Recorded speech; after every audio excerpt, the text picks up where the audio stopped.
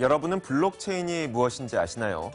요즘은 웬만한 금융거래가 대부분 모바일과 컴퓨터를 비롯한 모바일 전자기기를 이용해서 거래가 됩니다. 그런데 우리가 이때 걱정되는 부분이 바로 누가 나의 컴퓨터를 해킹하면 어쩌나, 거래 정보가 조작되면 어쩌나 이런 걱정거리, 바로 보안에 대한 문제죠. 그런데 이 보안에 대한 문제점을 거의 완벽하게 해결해 줄 수 있는 것이 바로 블록체인이라고 합니다. 오늘은 그 블록체인이 무엇인지 알아보겠습니다.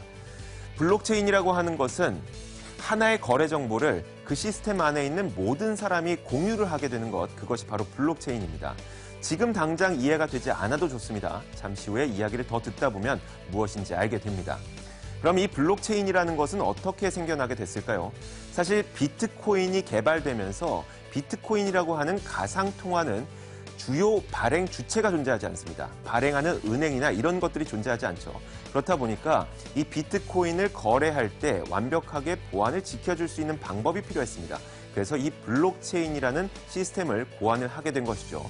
누가 개발했는지는 익명으로 남아 있습니다. 블록체인의 기본 개념은 이렇습니다. 예를 들어서 한 교실 안에 15명의 학생이 있다고 가정을 해볼게요. 그러면 이 15명 학생 가운데 한 사람이 다른 한 사람에게 10,000원을 빌려주기로 결정을 했습니다. 그런데 이렇게 하나의 거래가 이루어질 때에는 증인과 증거가 필요하겠죠. 이 사람이 이 사람에게 10,000원을 빌려줬다는 그 증거를 교실 안에 있는 모든 학생들이 자신의 거래 장부에 적게 되는 겁니다. 그러면 이 두 가지의 한 가지의 거래가 모든 사람들이 증인이 되는 것이죠. 이것이 바로 블록체인의 개념입니다. 그러면 이 블록체인이라고 하는 것은 어떤 식으로 운영이 될까요? 예를 들어서 이 블록체인 안에 있는 모든 사람들, 그 가운데 A라는 사람과 B라는 사람이 하나의 거래를 완성한다고 가정을 해볼게요. 그러면 이렇게 A와 B가 거래를 했다는 하나의 거래 내역을 블록으로 만들어서 시스템 안에 있는 모든 사람에게 전송을 하는 겁니다. 그러면 모든 사람들은 A와 B가 거래를 했다는 사실을 알게 되는 것이죠. 그 다음으로 B라는 사람과 E라는 사람이 두 번째 거래를 하게 됩니다. 그러면 이렇게 두 번째 거래가 됐다는 내역을 하나의 블록으로 만들어서 또 모든 사람에게 전송을 하게 됩니다. 그러면 첫 번째 거래라는 블록, 그리고 두 번째 거래라는 블록이 쌓이게 되죠. 이런 거래가 계속해서 반복이 되고 거래 내역이 쌓이고 쌓이다 보면 블록이 마치 쌓이는 것처럼 만들어진다고 해서 우리는 이것을 바로 블록체인이라고 부르게 됩니다. 자, 이 블록체인에 대해서 조금 더 알아보도록 하죠. 현재 금융 시스템과 블록체인의 차이점이 무엇인지 알아보겠습니다. 우리가 지금 상황에서는 금융 거래를 할 때 은행을 비롯한 금융기관을 이용하게 됩니다. A라는 사람이 B라는 사람에게 돈을 보낼 때에도 금융기관을 이용하게 되고요. C라는 사람과 D라는 사람이 하나의 거래를 할 때에도 하나의 금융기관을 이용하게 됩니다. 그러면 이렇게 금융거래가 일어났다는 사실을 금융기관 혼자서 모든 거래를 가지고 있죠. 보유하고 있습니다. 그런데 만약에 해커가 이 금융기관의 컴퓨터에 침투를 해서 이 금융거래 내역을 조작한다거나 그렇게 된다면 모든 금융 내역이 해커의 손에 들어가게 됩니다. 그런데 만약에 이 블록체인을 이용하게 되면 전혀 다릅니다.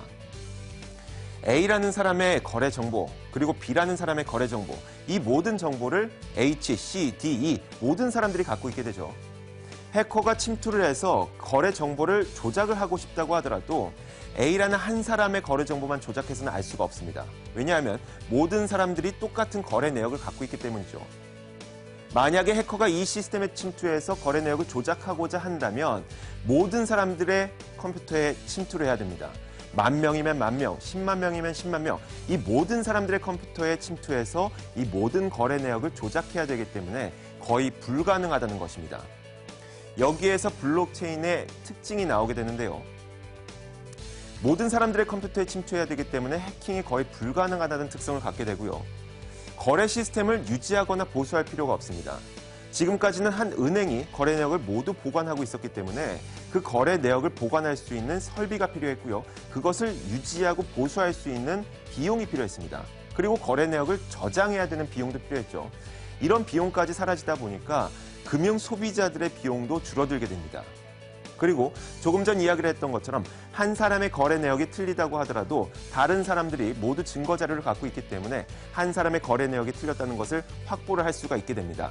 별도의 검증 기구도 없이 거래 내역의 이 신뢰성을 보장할 수가 있는 것이죠. 그리고 이 블록체인이라는 것은 상품을 거래할 때, 우리가 물건을 사고 팔 때 그때에도 유용하게 활용이 될 수가 있습니다. 예를 들어서 A라는 구매자가 있고 B라는 판매자가 있다고 가정을 했을 때 A라는 구매자가 돈을 B라는 판매자에게 바로 보내는 것이 아닙니다. 블록체인 네트워크라는 허공에 돈을 놓게 되는 것이죠. 그리고 B라는 판매자가 A라는 구매자에게 제품을 전송을 완료했을 때 그때 이 승인을 하게 되면 바로 이 돈을 B라는 판매자에게 보내는 것이죠. 물론 블록체인의 단점도 있습니다. 블록체인이라고 하는 것은 모든 사람들이 승인을 해야 됩니다. 그렇다 보니까 승인 시간이 길어질 가능성이 있고요. 이렇게 승인 시간이 길어지면 길어질수록 거래도 지연될 수가 있습니다. 우리나라에서 블록체인을 활용하기 위해서는 국내법을 개정할 필요성도 있죠.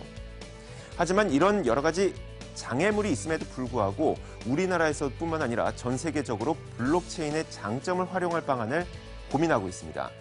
작년 9월에는 골드만삭스와 BOJ 그리고 JP모건 등 9개 글로벌 투자은행들이 공동으로 블록체인을 개발하는 것을 추진하고 있고요. 우리나라에서도 KB국민은행과 신한은행, 블록체인을 개발하기 위해서 스타트업과 협업을 하고 있습니다. 이외에 여러 시중은행들도 블록체인 시스템을 어떻게 활용할 것인지 검토하고 있다고 합니다. 오늘은 이 블록체인이 무엇인지 그것이 갖고 있는 장점과 단점을 비교해봤습니다. 시장을 읽는 남자였습니다.